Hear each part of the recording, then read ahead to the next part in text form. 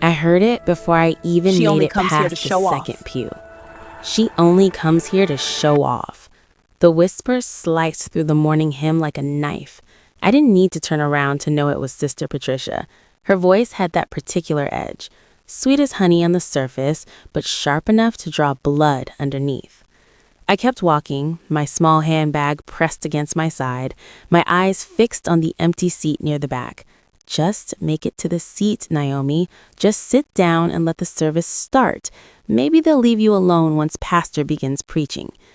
But the whispers multiplied like weeds. Look at how that dress fits her. And she knows exactly what she's doing. In the house of the Lord, no less. Shameful. My hands started trembling. I could feel every eye in that sanctuary burning into my back, judging the curve of my hips, the shape of my body, the way the fabric, modest as it was, couldn't hide what God had given me.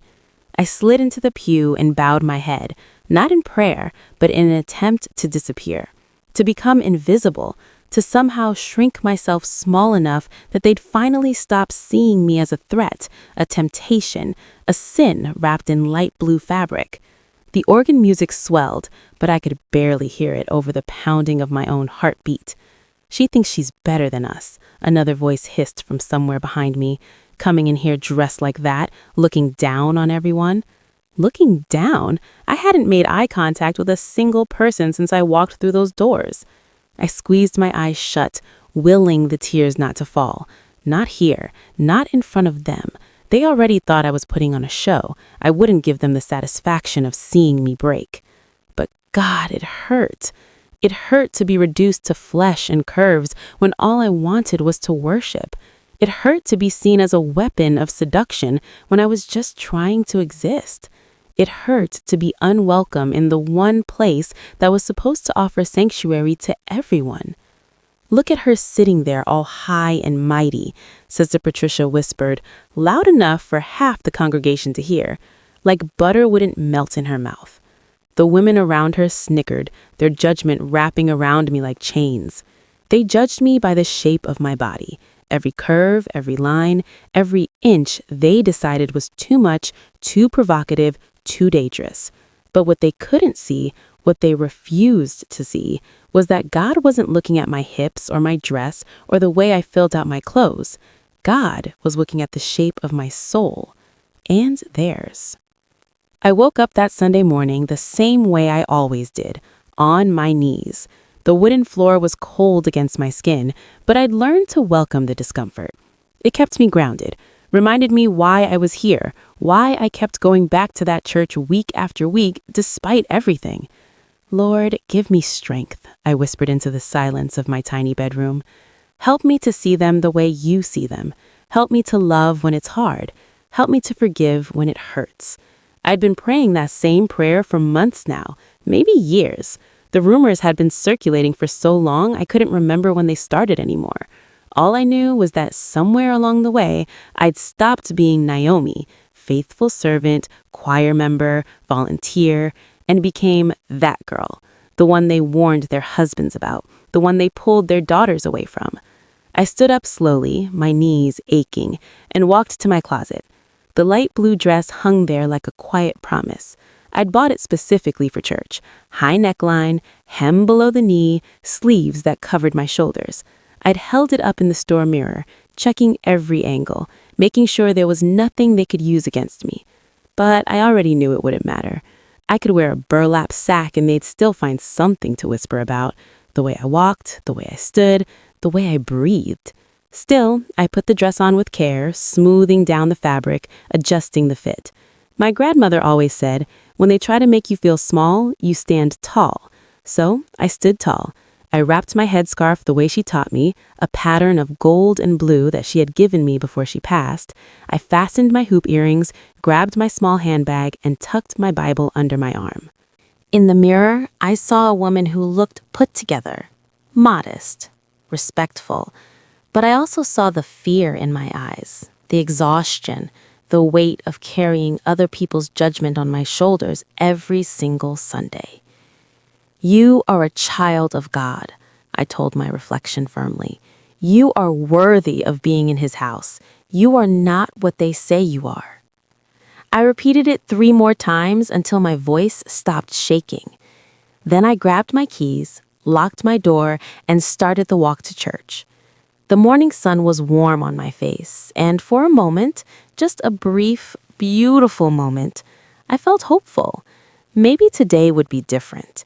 Maybe today they'd see past their own insecurities and just let me worship in peace. I should have known better. Hope is a dangerous thing when you're walking into a room full of people who've already decided you're guilty. But I went anyway, because my faith wasn't in them. It never had been. The church gates came into view, and my stomach dropped. They were already there, all of them, clustered in their usual formation like a wall of colorful fabric and false smiles. Sister Patricia in her purple suit, Sister Joyce in her bright yellow dress, Sister Margaret with her matching hat and shoes, the church mothers, the self-appointed guardians of morality and decency. And they were waiting. I could tell by the way they stopped talking the moment they saw me, by the way Sister Patricia's hand flew to Sister Joyce's arm, squeezing it like she'd just spotted prey, by the way their eyes tracked my every step as I approached, their gazes sweeping from my head wrap down to my shoes and back up again, searching for ammunition. I kept my face calm, serene even. I'd practiced this expression in the mirror so many times it came naturally now. The slight smile, the peaceful eyes, the posture that said I belonged here just as much as they did. But inside, my heart was racing. "Good morning, sisters," I said softly as I reached the gates, preparing to walk past them into the sanctuary. Sister Patricia stepped forward, blocking my path. Her smile was razor thin. "Well, well, look who decided to grace us with her presence this morning." The other women tittered, their hands rising to cover their mouths in that performative way that made the mockery somehow worse, like they were trying to contain their laughter but failing on purpose. "Good morning, Sister Patricia," I repeated, my voice steady despite the tremor in my hands. "That's a very fitted dress, dear," Sister Joyce chimed in, her eyes narrowing as they traveled over my body. "Very fitted, indeed." "It's modest," I said quietly, hating that I even had to defend myself. "Modest," Sister Margaret snorted. "Honey, modest is when you leave something to the imagination. That dress is telling the whole story." More laughter erupted around me, not just from the church mothers now, but from other women arriving for service. They gathered like spectators at an execution, their whispers rising like smoke. "She has no shame. Coming to church dressed like that. Those hips don't lie, do they? Probably trying to catch somebody's husband." I stood there, frozen in the center of their cruelty, my Bible pressed against my chest like a shield. My face remains calm. I wouldn't give them the satisfaction of seeing me crumble, but my eyes burned with unshed tears. Sister Patricia leaned in closer, her perfume overwhelming, her voice dropping to a stage whisper that everyone could hear. "You know, Naomi, some women are just built for trouble. Maybe you should consider whether this church is really the right place for someone like you." The words hit like a slap, but I didn't flinch.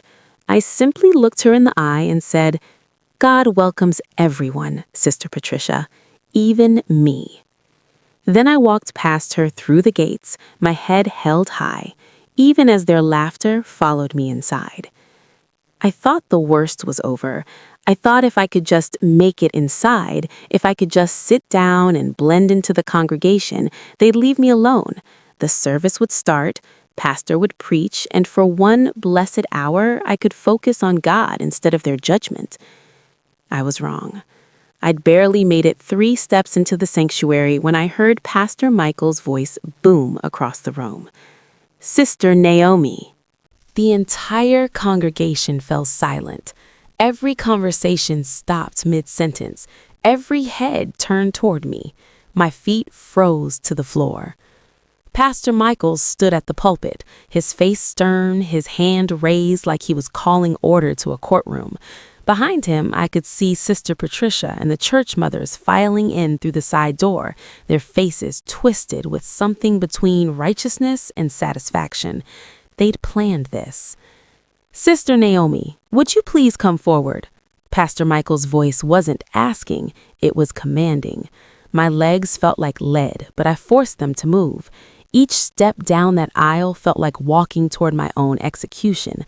I could feel hundreds of eyes on me, some curious, some pitying, most gleeful that the spectacle they'd been whispering about for months was finally coming to a head. When I reached the front, Pastor Michael looked down at me from the pulpit, his jaw tight. "Sister Naomi, it has been brought to my attention by several concerned members of this congregation that your presentation has become a distraction to the brethren." A distraction to the brethren. The words echoed in my head, each one a stone added to the weight crushing my chest. "Pastor, I started, my voice barely above a whisper. "Your attire," he continued, cutting me off, "while perhaps acceptable in the world, is not appropriate for the house of God. When our brothers come here to worship, they should not be tempted by," he gestured vaguely at me, his discomfort evident, "by worldly distractions." Sister Patricia stepped forward from the corner, her voice dripping with false concern. "We've tried to counsel her privately, Pastor, but she refuses to dress modestly. She refuses to consider how her body affects the men of this church." My body, as if it was a weapon I'd chosen, as if I'd woken up and decided to assault their husbands with my hips. "This is modest," I said, my voice cracking. "I've done everything." "Clearly not enough," Sister Joyce called out from the congregation. "Sister Naomi," Pastor Michael said, his voice heavy with finality, "I'm going to have to ask you to leave today's service, and until you can present yourself in a manner befitting a house of worship, I think it's best if you refrain from attending." The sanctuary erupted in murmurs. Some gasped, some nodded in approval, some looked away in shame. But no one defended me. Not one person stood up and said, "This is wrong." I stood there, humiliated, exposed, cast out from the only spiritual home I'd ever known, and all I'd done was exist. I don't remember turning around. I don't remember walking back down that aisle, though I must have. I don't remember if people stared or looked away, if anyone whispered or stayed silent. All I remember is the sound of my own heartbeat pounding in my ears and the burn of tears I refused to let fall. Not there, not in front of them. The sanctuary doors closed behind me with a heavy thud that felt final, permanent, like the gates of heaven slamming shut. I made it 5 steps past the church gates before my knees buckled. I caught myself against the stone wall, my handbag dropping to the dusty ground, my Bible clutched so tightly to my palms I could feel the leather cutting into my palms. And then the tears came, hot, angry, humiliated tears that I couldn't hold back anymore. I'd done everything right. I dressed modestly. I served faithfully. I volunteered for every ministry, shown up early to help set up chairs, stayed late to clean up after fellowship meals. I tithed even when my own pockets were empty. I prayed for them, loved them, forgave them over and over again for every cruel word and sidewise glance. And they cast me out like I was demon-possessed. The sun beat down on my head wrap as I started the long walk home, my feet dragging through the red dust of the unpaved road. In the distance, I could hear the organ music starting up again. The service was continuing. Life was going on. They were worshiping God while I walked alone in the heat, exiled and shamed. A car passed by, Brother Thomas and his family heading to a different church. They slowed down when they saw me, and for a moment I thought they might stop, might offer me a ride, might ask if I was okay. But Brother Thomas's wife whispered something in his ear, and he sped up instead, leaving me in a cloud of dust. That's when it truly hit me. This wasn't just about the church mothers or Pastor Michael. This was the entire community. They'd all decided who I was, what I represented, and nothing I did would ever change their minds. I could shrink myself down to nothing, apologize for breathing, cover myself head to toe, and they'd still find something wrong with me. Because the problem was never my dress, it was never my body. The problem was their hearts. I walked the rest of the way home in silence, my tears drying in tracks down my cheeks, my spirit feeling heavier with each step. By the time I reached my small house, I felt hollowed out, empty, like they'd taken something sacred from me and left nothing but shame in its place. I unlocked my door, stepped inside, and finally let myself collapse. On the floor, in the darkness, I whispered the only prayer I had left. God, where are you? I couldn't stay in that house. The walls felt like they were closing in, suffocating me with memories of prayers whispered in the dark and hopes that had turned to ash. I needed air. I needed to move. I needed to feel like I still existed outside of their rejection. So I walked. I didn't have a destination in mind. I just put one foot in front of the other, following the dusty road that led away from town, away from the church, away from everything. That's when I saw it. A black luxury car pulled off to the side of the road, its hood raised, steam rising from the engine like a distress signal. A man in an expensive suit stood beside it, his phone pressed to his ear, his face tight with frustration. Even from a distance, I could tell he was someone important, the kind of person who didn't expect to be stranded on a dusty road in the middle of nowhere. I should have kept walking. After what I'd just been through, I had every right to focus on my own pain, my own problems. Nobody had stopped to help me when I needed it. But my grandmother's voice echoed in my head. When you see someone in need, baby, you stop. That's when God is watching closest. I wiped my face, straightened my head wrap, and approached. "Excuse me, sir. Do you need help?" He turned, surprised to see me.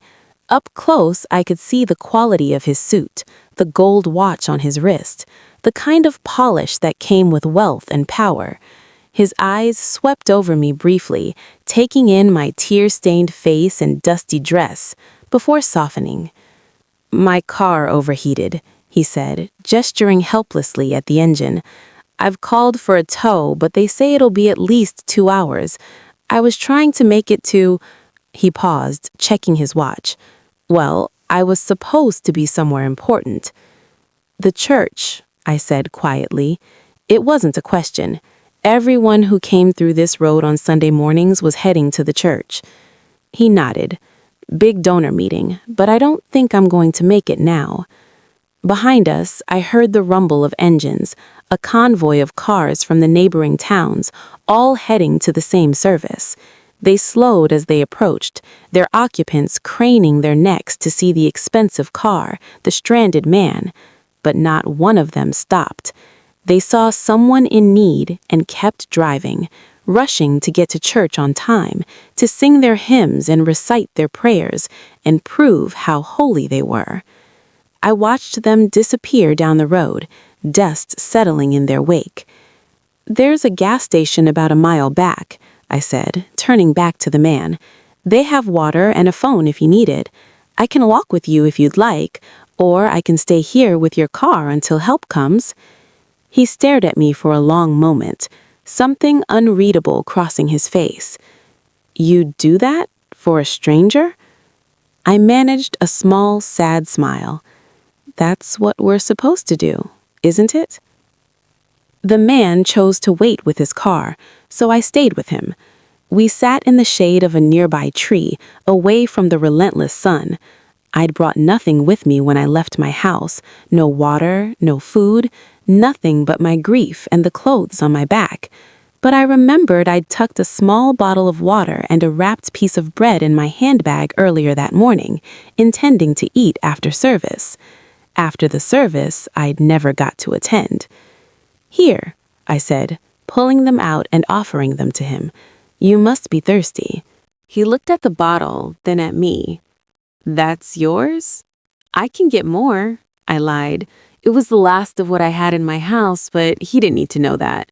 You're in a suit in this heat, please." He accepted the water with a nod of gratitude, drinking deeply. I broke the bread in half and extended a piece to him. "I can't take your food," he protested. "It's just bread," I said softly, "and it's better shared than eaten alone." Something shifted in his expression. Respect, maybe, or curiosity. He took the bread. We sat in comfortable silence for a while, watching the dust settle on the empty road. Finally, he spoke. "I'm Marcus," he said.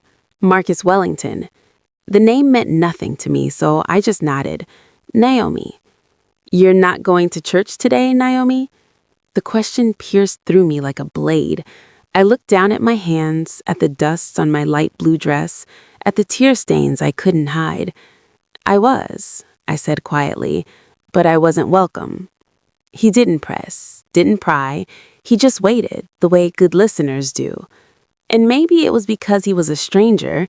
Maybe it was because I'd just been broken open and had nothing left to lose. Maybe it was because sitting under that tree, sharing bread and water with someone who didn't know my story, felt like the first real human connection I'd had in months. Whatever the reason, I told him everything. About the whispers, the judgment, the way they reduced me to flesh and curves. About Pastor Michael and the church mothers. About being cast out in front of everyone for the sin of existing in my body. Marcus listened without interrupting, his face growing darker with each detail. "They did this today, Naomi? Right before I was supposed to arrive?" I blinked. "You were going to that church?" "I was invited by Pastor Michael," he said, his voice carefully controlled. "He's been courting my foundation for months, wants us to fund their expansion project. New wings, updated facilities, community programs. $500,000. My breath caught. $500,000. That's what the church had been praying for, what they'd been preparing for. "They don't know I'm here yet," Marcus continued, looking back toward the road. "I think I've seen enough." The tow truck arrived exactly 2 hours later, just as Marcus had been told. By then, we'd talked about everything and nothing. Faith and hypocrisy, grace and judgment, the difference between religion and relationship. He'd asked thoughtful questions about my life, my dreams, what I'd hoped to find in that church that had rejected me. And I'd felt seen, truly seen, not as a body or a temptation or a problem to be solved, but as a person with thoughts and feelings and worth. "Thank you, Naomi, for the water, for the bread, for your time." He paused, pulling a business card from his wallet. "And for your honesty." I took the card, barely glancing at it. "I hope your meeting goes well?" His smile was enigmatic. "I have a feeling it will be very memorable." I watched him drive away, then turned and walked back to my house. The sun was high now, the service likely in full swing. I imagined Pastor Michael at the pulpit, probably preaching about love and compassion, while Sister Patricia nodded along, having just orchestrated my exile. Inside my room, I kneeled by my bed the way I had that morning, but this time the prayer wouldn't come. I opened my mouth, but no words emerged. What was I supposed to say? Thank you for the humiliation? Bless those who curse me? Forgive them, for they know not what they do? They knew exactly what they were doing. I buried my face in my hands, my body shaking with silent sobs. I'd lost my church, my community, the place where I'd been baptized, where I'd sung in the choir, where I thought I belonged. And for what? For having hips? For having curves I didn't ask for and couldn't change? Meanwhile, at the church, I imagined Pastor Michael adjusting his tie, rehearsing his welcome speech. The church mothers would be in their finest clothes, ready to greet the benefactor who would make all their dreams come true. The congregation would be on their best behavior, showing him what a godly community they were. The empty seat of honor at the front would be waiting, pristine, perfect, reserved for the man whose money would transform their church. They'd probably already forgotten about me. Just another problem solved, another distraction removed. I stayed on my knees in my quiet room, alone with my pain, while they prepared to celebrate their victory. The irony wasn't lost on me. They'd just cast out the one person who'd shown mercy on the road, while they waited inside their sanctuary, expecting blessings they hadn't earned. God, I finally whispered, my voice raw, if you're still listening, I don't understand. I don't understand any of this. The silence that answered felt heavier than any judgment. Marcus Wellington arrived at the church 2 hours late, but he arrived. Pastor Michael had been checking his watch every 5 minutes, his practiced smile growing more strained with each passing moment.